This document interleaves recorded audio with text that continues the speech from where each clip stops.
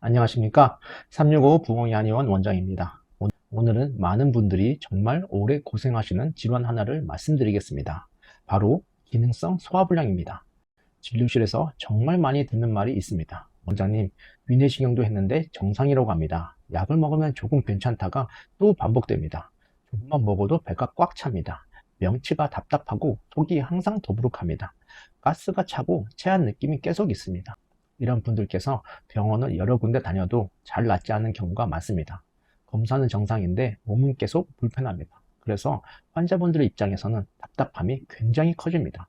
내가 예민한 건가? 스트레스 때문인가? 평생 이렇게 살아야 하나? 이런 생각까지 하게 됩니다. 하지만 기능성 소화불량은 실제로 존재하는 질환입니다. 단순히 기분 탓이 아닙니다.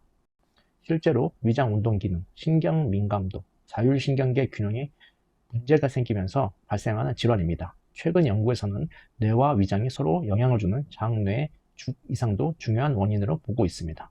오늘 영상에서는 기능성 소화불량이 왜 생기는지, 왜 약을 먹어도 반복되는지, 한약이 왜 도움이 되는지, 양약과는 어떤 차이가 있는지, 그리고 실제 연구 결과는 어떠한지까지 자세히 말씀드리겠습니다. 기능성 소화불량은 생각보다 흔한 질환입니다. 기능성 소화불량은 매우 흔합니다. 국내 연구를 보면 성인의 약 10%에서 20% 정도가 기능성 소화불량 증상을 경험합니다. 즉 10명 중 한두 명은 만성적인 소화 문제를 가지고 살아간다는 의미입니다. 문제는 내시경 검사에서는 특별한 이상이 보이지 않는 경우가 많다는 점입니다. 위험이 심하지도 않고 위궤양도 없고 암도 없습니다. 그런데 증상은 계속 있습니다. 대표적인 증상은 이렇습니다. 조금만 먹어도 금방 배가 부른 느낌, 식후 더부룩함, 명치 답답함, 속이 꽉 막힌 느낌, 트림, 매시꺼움, 체한 느낌, 가스참, 식사 후 피로감, 특히 밥 먹고 나면 움직이기 싫고 눕고 싶어지는 분들이 많습니다. 이런 상태가 몇 달, 몇 년씩 반복됩니다. 기능성 소화불량 환자분들이 가장 답답해하는 부분이 이것입니다. 검사는 정상인데 왜 이렇게 힘든가? 그 이유는 기능의 문제이기 때문입니다. 쉽게 말하면 구조는 멀쩡한데 움직임이 고장난 상태입니다. 자동차로 비유하면 엔진은 멀쩡한데 변속기나 센서가 문제가 생긴 상태와 비슷합니다. 기능성 소화불량에서는 크게 세 가지 문제가 생깁니다. 첫 번째, 위장 운동 기능 저하입니다. 정상적인 위는 음식이 들어오면 잘 늘어나고 적절히 갈아서 장으로 내려보냅니다. 그런데 기능성 소화불량 환자는 위가 잘 늘어나지 않거나 음식이 오래 머무르는 경우가 많습니다. 쉽게 말해 위가 굳어있고 느리게 움직이는 상태입니다. 그래서 조금 먹어도 금방 배가 부릅니다. 특히 밥 먹고 속이 꽉 막히는 느낌이 강한 분들이 여기에 해당합니다. 연구에서는 기능성 소화불량 환자의 약 30%에서 40% 정도에서 위 배출 지연이 관찰됩니다. 두 번째, 위장이 지나치게 예민해진 상태입니다. 같은 음식량을 먹어도 어떤 사람은 괜찮고 어떤 사람은 굉장히 불편합니다. 이것을 내장 과민성이라고 합니다. 남들은 괜찮은 자극인데 본인의 위장은 통증과 압박감으로 받아들이는 상태입니다. 그래서 밀가루를 먹고 심하게 체한 느낌이 나기도 하고 커피 한 잔에도 속이 뒤집히기도 합니다. 조금 과식한 날 하루 종일 명치가 답답하기도 합니다. 즉 실제 병이 없는데도 몸은 계속 문제가 있다고 신호를 보내는 것입니다. 세 번째, 자율신경 불균형입니다. 소화불량 환자분들 중 스트레스에 예민한 분들이 많습니다. 실제로 위장은 자율신경 영향을 굉장히 많이 받습니다. 스트레스가 심하면 교감신경이 올라갑니다. 교감신경이 올라가면 위 운동은 떨어집니다. 소화액 분비도 감소합니다. 혈류도 줄어듭니다. 그래서 식후 더부룩함이 심해집니다. 긴장하면 배가 아프고 체하는 이유가 바로 이것입니다. 특히 예민한 성격, 불안, 수면 부족, 과로가 있는 분들에게 기능성 소화불량이 악화되는 경우가 많습니다. 많은 분들이 병원에서 약을 받아 드십니다. 대표적으로 위산억제제, 제산제, 위장운동 촉진제, 소화효소제 등을 복용합니다. 물론 도움이 됩니다. 증상이 심한 시기에는 꼭 필요합니다. 다만 기능성 소화불량은 약만으로 해결이 어려운 경우가 적지 않습니다. 왜냐하면 양약은 증상 조절 중심인 경우가 많기 때문입니다. 예를 들어 위산이 많아서 쓰린 사람은 위산 억제제가 효과적입니다. 하지만 기능성 소화불량 환자는 위산이 문제가 아닌 경우도 많습니다. 배출 기능이 느리거나 위가 과민하거나 자율신경 문제인 경우가 많습니다. 그래서 약 먹을 때만 괜찮고 끊으면 반복되는 경우가 생깁니다. 실제로 기능성 소화불량 치료에서 PPPI의 증상 개선 효과는 위약 대비 약 7%에서 14% 정도 추가 개선 수준으로 보고됩니다. 효과가 있지만 생각보다 제한적인 것입니다. 위장 운동 촉진제도 도움이 되지만 장기 복용 제한이나 부작용 이슈가 있습니다. 일부 약제는 심장 부정맥, 신경학적 부작용 문제로 사용 제한을 받기도 했습니다.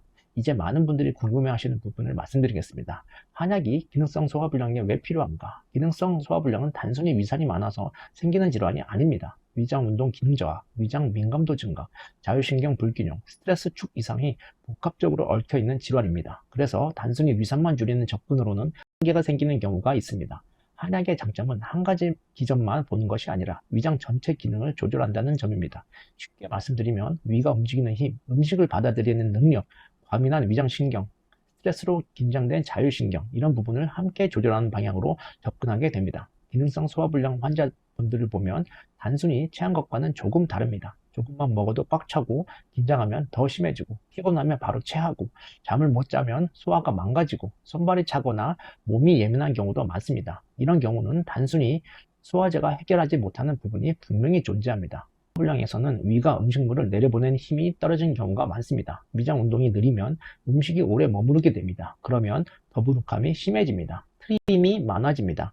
명치 압박감이 생깁니다. 한약 치료는 이런 위 배출 기능을 개선하는 방향으로 연구가 많이 되어 있습니다. 특히 기능성 소화불량 연구에서 위장 운동 촉진 효과가 보고된 처방들이 있습니다. 대표적으로 바나사신탕 계열, 육군자탕 계열 연구가 비교적 많습니다. 일본에서 많이 연구된 육군자탕의 경우 위 적응 이완 기능과 위 배출 기능 개선 보고가 있으며 식후 포만감 감소에 도움이 된 연구들이 있습니다. 쉽게 말씀드리면 먹은 음식이 위에 오래 정체되어 생기는 답답함을 줄이는 방향입니다. 특히 밥 조금 먹어도 꽉 찬다, 오후 되면 배에 돌덩이 얹는 느낌이다, 먹고 나면 숨쉬기 답답하다, 이런 유형에서 도움이 되는 경우가 많습니다.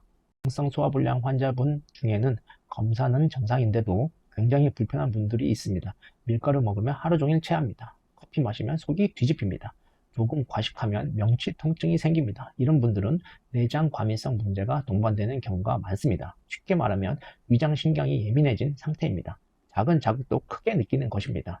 실제로 기능성 소화불량 환자는 정상인보다 위 팽창 자극에 대한 민감도가 높다는 연구가 많습니다. 한약치료의 장점 중 하나는 이런 과민성을 완화하는 방향입니다. 실제 실험 연구에서는 일부 한약 성분들이 장뇌축, 염증 매개 물질, 장신경계 조절과 연관된 가능성이 보고되고 있습니다. 그래서 체질적으로 예민하다, 긴장하면 바로 체한다, 컨디션 따라 심하게 흔들린다, 이런 분들에서 반응이 좋은 경우가 있습니다. 진료실에서 보면 스트레스와 기능성 소화불량은 정말 밀접합니다. 회사 스트레스 심해지면 체합니다. 시험 기간에 속이 망가집니다. 육아 스트레스 심하면 밥맛이 없어집니다. 잠 못 자면 소화가 더 안 됩니다. 이런 패턴이 반복됩니다. 이유는 자율신경 때문입니다. 위장은 생각보다 감정 영향을 굉장히 많이 받습니다. 스트레스가 올라가면 교감신경이 항진됩니다. 그러면 위장이 멈춥니다. 위산 분비도 불균형해집니다. 위장 혈류도 감소합니다. 그래서 먹어도 소화가 안 됩니다. 이런 경우는 소화제만 먹는다고 해결되지 않습니다. 몸 전체 긴장 상태를 같이 조절해야 합니다. 실제로 기능성 소화불량 환자에서 불안과 우울 점수가 높게 나타난 연구도 있습니다. 그래서 예민형, 스트레스형, 수면 부족형, 고로양 소화불량은 한약 반응이 좋습니다. 기능성 소화불량 한약 치료는 연구가 상당히 많이 축적되어 있습니다. 2021년 메타 분석에서는 기능성 소화불량 환자에서 한약치료군이 대조군보다 증상 개선 효과가 유의하게 높게 나타났습니다. 특히 식후 포만감, 더부룩함, 상복부 불편감 개선이 보고되었습니다. 중요한 점은 단순히 소화제처럼 잠깐 편하게 하는 개념이 아니라 기능 회복을 목표로 접근한다는 점입니다. 그래서 보통은 며칠 먹고 끝나는 치료보다는 몇 주 단위로 접근합니다. 현실적으로 말씀드리겠습니다. 기능성 소화불량은 오래된 경우가 많습니다. 몇 달, 몇 년 지속된 경우도 있습니다. 그래서 하루 이틀 만에 극적으로 좋아지는 경우보다 2주에 4주 정도 지나면서 변화가 느껴지는 경우가 많습니다. 환자분들이 먼저 말씀하시는 변화는 이렇습니다. 더부룩함이 줄었다. 먹고 나서 답답함이 덜하다. 흐림이 줄었다. 식사 후 피곤함이 줄었다. 체하는 빈도가 감소했다. 그 다음 단계에서 식사량이 늘고 몸 상태가 안정되는 경우가 많습니다. 다만 오래된 만성형, 스트레스가 심한 경우, 수면 문제가 동반된 경우는 조금 더 긴 치료가 필요한 경우도 있습니다. 기능성 소화불량 환자분들 모두가 같은 양상은 아닙니다. 같은 소화불량이라고 표현하지만 실제로는 여러 유형이 섞여 있습니다. 그래서 치료 방향도 달라질 수밖에 없습니다. 진료실에서 많이 보는 유형을 설명드리겠습니다. 첫 번째, 먹으면 배가 꽉 차는 유형입니다. 이런 분들이 있습니다. 식사를 조금밖에 안 했는데 금방 배가 부릅니다. 한 공기 다 먹기 어렵습니다. 먹고 나면 숨쉬기 답답합니다. 명치가 돌덩이처럼 막힌 느낌이 듭니다. 오후가 되면 속이 꽉 차 있습니다. 이런 분들은 위장운동 저하형이 맞습니다. 쉽게 말하면 위가 음식을 내려보내는 힘이 약한 상태입니다. 기능성 소화불량 분류에서도 이런 유형을 식후 불편 증후군이라고 부릅니다. 식후 조기 포만감과 더부룩함이 특징입니다. 이런 경우에는 위장 운동을 회복시키는 접근이 중요합니다. 소화가 안 되니 계속 굶는 분들이 있는데 오히려 위장 기능이 더 떨어지는 경우도 있습니다. 식사량은 줄이되 너무 오랜 공복은 피하는 편이 좋습니다. 두 번째, 명치 통증과 쓰림이 반복되는 유형입니다. 내시경은 정상입니다. 그런데 명치가 화끈거립니다. 쥐어짜는 듯한 느낌이 있습니다. 체한 느낌과 함께 속쓰림이 동반됩니다. 이런 유형은 위산 문제도 일부 섞여 있을 수 있지만 위장 과민성이 큰 경우도 많습니다. 기능성 소화불량 A형 중에서는 명치 통증 증후군으로 분류하기도 합니다. 이런 분들은 맵고 자극적인 음식, 커피, 야식, 음주 영향을 크게 받는 경우가 많습니다. 과민해진 위장을 안정시키는 접근이 중요합니다. 세 번째, 스트레스 받으면 바로 체하는 유형입니다. 이 유형은 정말 흔합니다. 평소 괜찮다가 스트레스만 받으면 체합니다. 회의 많은 날 소화가 안 됩니다. 잠 못 잔 다음날 속이 망가집니다. 육아나 인간관계 스트레스가 심하면 바로 더부룩합니다. 이런 분들은 자율신경 영향이 굉장히 큽니다. 긴장 상태에서는 몸이 생존 모드로 들어갑니다. 위장이 쉬게 됩니다. 소화기 혈류가 감소합니다. 위 운동이 둔해집니다. 그래서 먹어도 소화가 되지 않습니다. 이런 경우는 단순히 소화제 반복보다 몸의 긴장 상태를 낮추고 수면과 회복을 같이 잡는 접근이 중요합니다.